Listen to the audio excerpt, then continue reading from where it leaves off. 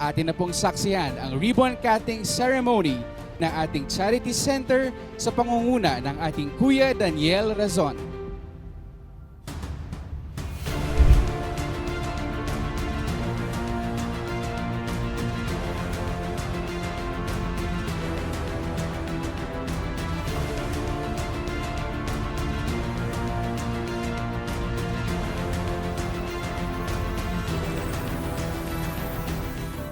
Love needs expression. At yun ang sinasabi ng Biblia. Nandun sa 3:18 naman ng sulat ni Juan na ang sabi, mumunti kong mga anak, huwag tayong magsiibig ng salita ni ng dilaman, kundi ng gawa at katotohanan. Kaya yun po ang ating sinisikap na magawa. And that is one of the reasons bakit ngayon po ay nagbubukas tayo ng MCGI Charity Center dito sa Tuba, Benguet. Nakatipid din kami sa mga katulad namin na mababang mga salary, gano'n. Lalo sa dental, magkano ang private. So, sabi ko napakalaking tulong niya. Tapos sa libre pa yung medicine. Kaya malaking tulong siya. Instead na pambili mo ng anti-uhos, naka-avail ka ng libre o pambili na ng gasol. Mahal na mahal pa naman ang gasol. Hindi naman lahat ng nakatira dito sa Tuba saka sa Baguio ay mayaman. Ang sa kalahati ng tao dito, mga dayuhan natin na mamasukan kasi wala rin silang trabaho sa kanilang probinsya at mahirap lang din. Kaya malaking bagay itong programa na to para makatulong sa mahirap. Libre lang yung check-up, libre lang lahat. Tapos may libreng pagkain pa. Tapos professional pa lahat ang dito. Minsan po hindi na dapat check up, na lang, home remedies. Kaya nagpapasalamat po kami. May libreng nakapa-check up na din. Laking tulong yan sa ating gobyerno. Lalo lang sa gamot dahil mahal ang gamot. Hindi na lang meron to talaga, mayroon tong MCGI na isang partner ng government.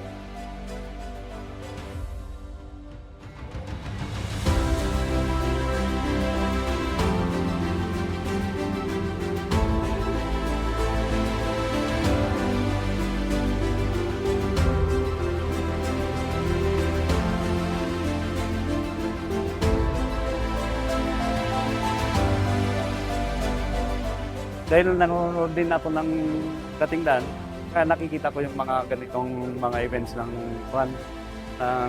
medical mission.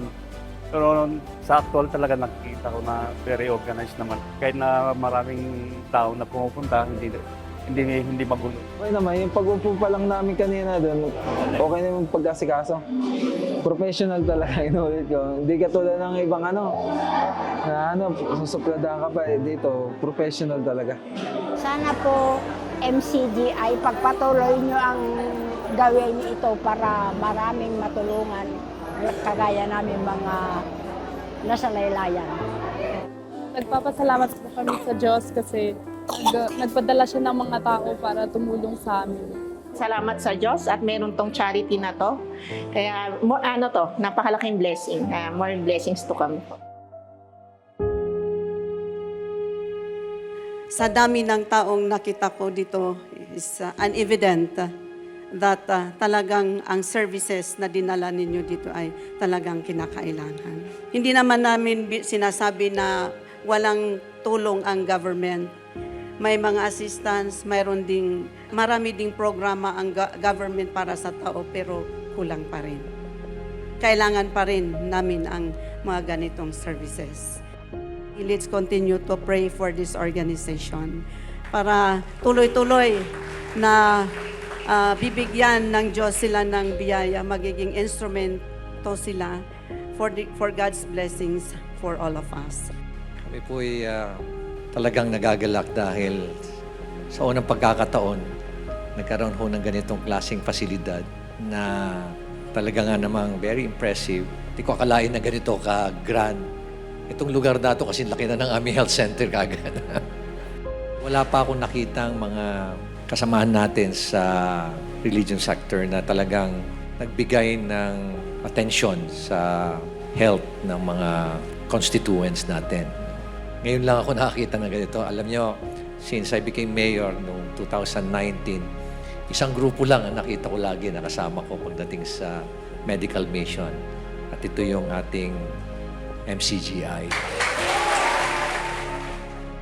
Kagaya ng lagi po nating sinasabi, ang dala-dala po natin ay hindi ang ating sariling karangalan. Ang sinasabi nga po ng sulat ng apostol na si Pedro doon sa 2:9 ng 1 Peter, sabi niya doon, kayo ang wikay isang lahing hirang, isang makaharing pagkasaserdote, bansang banal, bayang pag-aaring sarili ng Diyos, upang ipahayag ninyo ang karangalan niyaong tumawag sa inyo. Hindi po tayo nandito para kumuha ng glory para sa sarili natin.